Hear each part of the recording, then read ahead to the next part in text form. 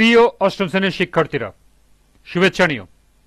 আজকে আমি তোমাদের বাংলা বিষয়ের নতুন বই সাহিত্য কণিকা থেকে গদ্য দ্বিতীয় অধ্যায় পড়ে পাওয়া গল্পের বহু নির্বাচনী সমাধান করে দেব। প্রথমে তোমাদের বলবো, যারা আমার চ্যানেলটি সাবস্ক্রাইব করো নাই তারা আমার চ্যানেলটি সাবস্ক্রাইব করবে এবং আমার সাথে থাকবে। তাহলে চলো আমরা ক্লাস শুরু করি। দ্বিতীয় অধ্যায়, বহু নির্বাচনী প্রশ্ন।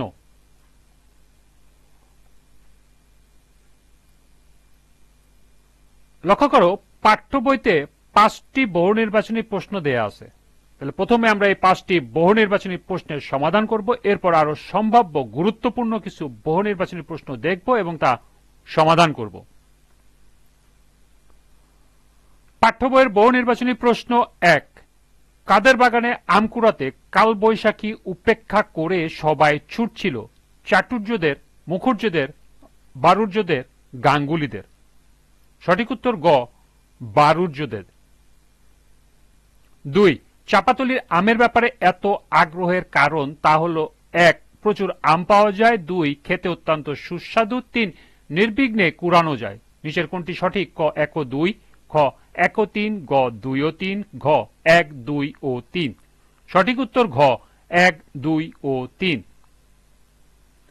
লেখকের চমৎকার অর্থে ব্যবহৃত দিব্যি শব্দটি আমরা আর কোন অর্থে ব্যবহার করে থাকি? ক শপথ, খ বিশ্বাস, গ সংশয়, ঘ অনবরত। সঠিক উত্তর ক শপথ। উদ্দীপকটি পড়ো এবং 4 ও 5 নম্বর প্রশ্নের উত্তর দাও। স্কুলের ঝাড়ুদার শশী পরীক্ষা কক্ষ পরিষ্কার করতে গিয়ে সে একটি মূল্যবান ঘড়ি পেল। তার লোভ হলো, ভাবলো ঘড়িটা মেয়ের জামাইকে উপহার দেবে। মেয়ে নিশ্চয় খুব খুশি হবে, কিন্তু রাতে ঘুমাতে গিয়ে মনে হলো এ অন্যায়, অনুচিত। যার ঘড়ি তার মনোকষ্টের কারণ, মেয়ের চরম অকল্যাণ হতে পারে। ঘড়িটা কর্তৃপক্ষের কাছে জমা দেওয়া তার কর্তব্য। সে পরের দিন তাই করল। 4 নাম্বার, সচি পড়ে যাওয়া গল্পের কোন চরিত্রের প্রতিভু? বাদল, বিধু, কথক, সিধু। সঠিক উত্তর গ কথক। 5, উল্লেখিত তুলনাটি কোন মানদণ্ডে বিচার্য?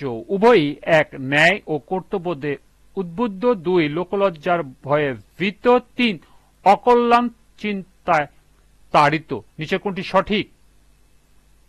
ক 1 ও 2, খ 1 ও 3, গ 2 ও 3, ঘ 1, 2 ও 3। সঠিক উত্তর ঘ 1, 2 ও 3।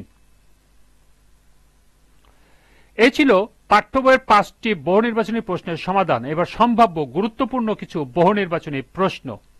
6, সন্ধ্যার অন্ধকারে নদীর ধারে পথ দিয়ে কে বাড়ি ফিরছিল? বিদু আর সিধু, বিদু আর বাদল, লেখক আর বাদল, লেখক আর বিদু।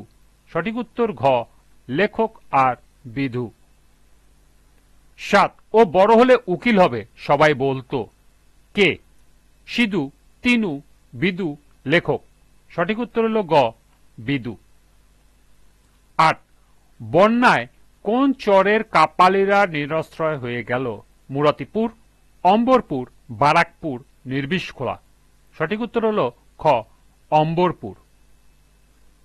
9, বাক্সটিতে নগদ টাকা ছিল 20, 30, 40, 50। সঠিক উত্তর ঘ 50। 10, কিশোরদের দলের সর্দার কে ছিল? সিধু, তিনু, বিদু, নিদু। সঠিক উত্তর গ বিদু। 11, পড়ে পাওয়া গল্পের কাহিনী সময়টা কখন? শীতের সময়, হেমন্তর সময়, বৃষ্টির সময়, কালবৈশাখীর সময়। সঠিক উত্তর ঘ কাল বৈশাখীর সময়। 12, কার হাতের লেখা ভালো? সিধু, তিনু, বাদল, বিদু। সঠিক উত্তর গ বাদল। বিচুলি গাদা অর্থ কি? পাটের স্তূপ, ধানের খড়ের স্তূপ, ময়লার স্তূপ, ঘাসের স্তূপ। সঠিক উত্তর খ ধানের খড়ের স্তূপ। 14, পত্রপাঠ বিদায় অর্থ কি? চিঠি পড়ে বিদায়, কিছুক্ষণ পর বিদায়, অনেকক্ষণ পর বিদায়, তৎক্ষণাৎ বিদায়। সঠিক উত্তর ঘ তৎক্ষণাৎ বিদায়। 15 অনাদৃত অর্থ কি? অবহেলিত, উপেক্ষিত, গুরুত্ব দেওয়া হয়নি এমন, উপরের সবগুলো। সঠিক উত্তর ঘ, উপরের সবগুলো। অর্থাৎ এই তিনটি অনাদিত শব্দের অর্থ। 16 বিভূতিভূষণ বন্দ্যোপাধ্যায় কত সালে জন্মগ্রহণ করেন? 1892, 1894, 1896, 1898। সঠিক উত্তর খ, 1894 সালে। 17 পড়ে পাওয়া বাক্সটি কি রঙের টিনের ছিল? সবুজ, হলুদ, কালো, লাল। সঠিক উত্তর ক, সবুজ। 18 পড়ে পাওয়া রচনাটিতে কোন গ্রন্থ থেকে সংকলিত?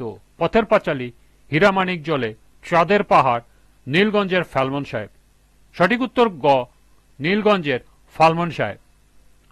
19 বিভূতিভূষণ বন্দ্যোপাধ্যায় রচিত উপন্যাস কোনটি? ইছামতি, অরণ্যক, মৌরি ফুল, উপরের সবকটি। সঠিক উত্তর ঘ, উপরের সবকটি। অর্থাৎ প্রথম তিনটি বিভূতিভূষণ বন্দ্যোপাধ্যায় রচিত উপন্যাস। এবং সর্বশেষ 20 পড়ে পাওয়া রচনাটি পাঠের উদ্দেশ্য। ক শিক্ষার্থীদের মধ্যে সততার চেতনতা সৃষ্টি হবে। খ শিক্ষার্থীদের মধ্যে গুরু ভক্তির চেতনার সৃষ্টি হবে। গ শিক্ষার্থীদের মধ্যে কর্তব্য পরায়ণতা ও নৈতিক চেতনার সৃষ্টি হবে। এবং ঘ শিক্ষার্থীদের মধ্যে আদর্শ মানুষ হওয়ার চেতনা সৃষ্টি হবে। সঠিক উত্তর গ শিক্ষার্থীদের মধ্যে কর্তব্য পরায়ণতা ও নৈতিক চেতনার সৃষ্টি হবে। এই ছিল পাঠ্য বইয়ের 5টি সহ সর্বমোট 20টি গুরুত্বপূর্ণ বহু নির্বাচনী প্রশ্ন এবং এর সমাধান। আজকের ক্লাসটি এ পর্যন্তই। পরবর্তী ক্লাসে সৃজনশীল প্রশ্নের সমাধান করে দেব। সবাইকে আবারও বলছি, যারা আমার চ্যানেলটি সাবস্ক্রাইব করো নাই তারা আমার চ্যানেলটি সাবস্ক্রাইব করবে এবং আমার সাথে থাকবে। সবাইকে পরবর্তী ক্লাস দেখার আমন্ত্রণ জানিয়ে আজকের মতো আমি এখানেই বিদায় নিচ্ছি। আল্লাহ হাফেজ।